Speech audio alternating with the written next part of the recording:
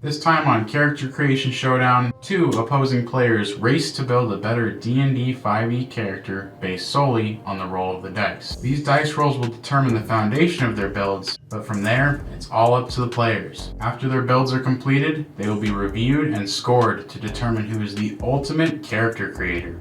Your character will be a Nova Damage Simic Hybrid Bard that can multi-class into the Ranger class. You also cannot cast spells that require a saving throw.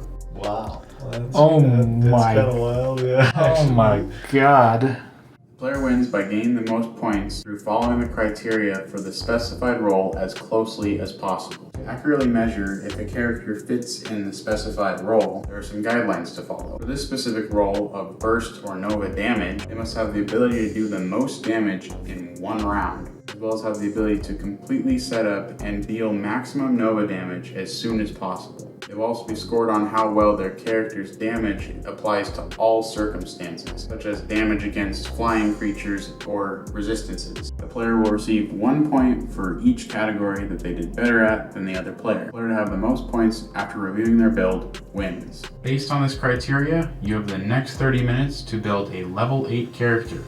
Good luck.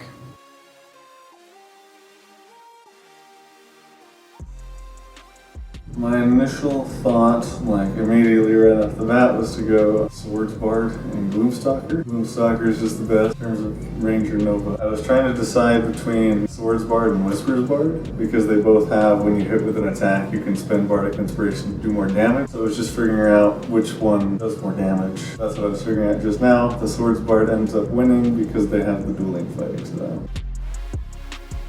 Probably what feat to take, so I have no idea there. Struggling a little bit. The restriction changed what I wanted to do. So when I first heard the build, so I'm thinking probably Gloomstalker, but the only issue with that is I have to do a Bard level, so I'm thinking Gloomstalker 3, but I wouldn't get extra attacks, so I'll probably have to go Ranger 5. Not too sure yet. Somehow again, we ended up with a Ranger class. I've never played a Ranger, so that's kind of hard. Not used to this, but I think once I get past the initial shock, it'll be a little easier.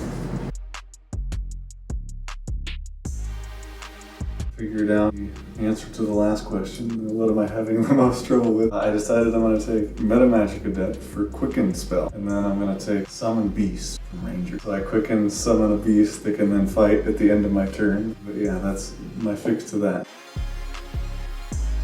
Now that I figured that out, and I'm making essentially 4 attacks with this combo, pretty good, I think.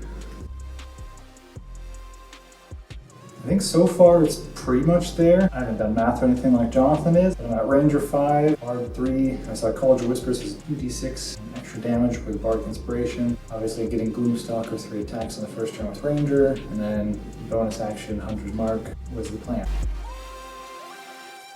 Can't tell if Johnson's trying to get in my head or if he's doing something weird, but I got in his head. Somehow got Ranger again. Now that our players have completed their builds, let's see what they have come up with.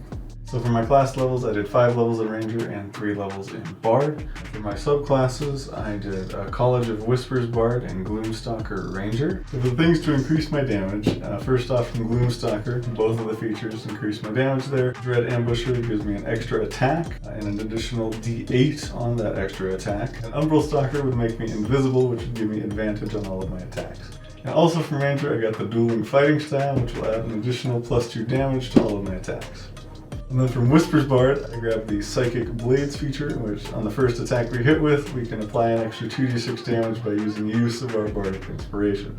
And then I also took the Meta Magic Adept feat for Quicken spell to be able to quicken a spell as a bonus action as a way to sort of weaponize my bonus action. And lastly, it won't come up much, but I did pick up Silvery Barbs and Absorb Elements, which technically can increase my damage if I cast them before my turn. I took the Pass Without Trace spell to potentially get surprised, but I have a +7 to my initiative. And in terms of reliability, I was considering a few other spells that I could quicken to potentially apply to some different situations, but all of them required saving throws. So unfortunately, I'm just kind of stuck with Summon Beast here.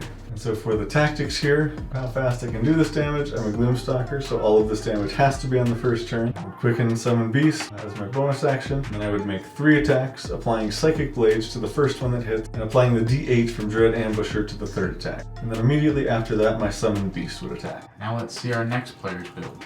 For my build, I just have to go with a Ranger 5, Bard 3. Ranger subclass went Gloomstalker, Best Nova, and then Bard I went College of Whispers. For the Gloomstalker, I get 3 attacks on the first round, and then for College of Whispers Bard, you get the Psychic Blades, which are 2 extra D6 when you hit, once per round.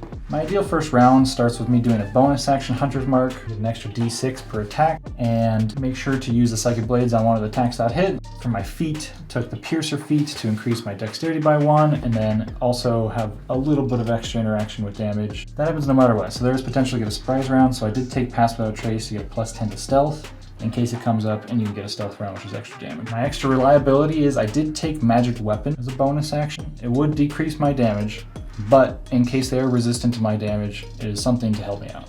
Pretty straightforward. The one thing I will say is 30 minutes, a little less than 30 minutes, I did mess up and going too fast misclicked my fighting style. So should have had the dueling fighting style, misclicked the one right above. So it is what it is. After reviewing both of their builds, the first point goes to Jonathan for his character having a slightly higher damage dealt in one round at 35.5 damage versus Lucas's at 33.8 damage. The second point is a tie, so no points can be awarded here, as both characters are able to deal all of their damage in the same time frame. The final point is given to Lucas, as his build is able to apply its damage to more circumstances than Jonathan's, simply through the means of the Magic Weapon spell. Based on these results, the winner is no one. The outcome of this challenge will be a draw, as both players only won in one category. Thanks for watching. Comment down below on whose build you thought was better. If the video is live, you can click here to watch what our players build next.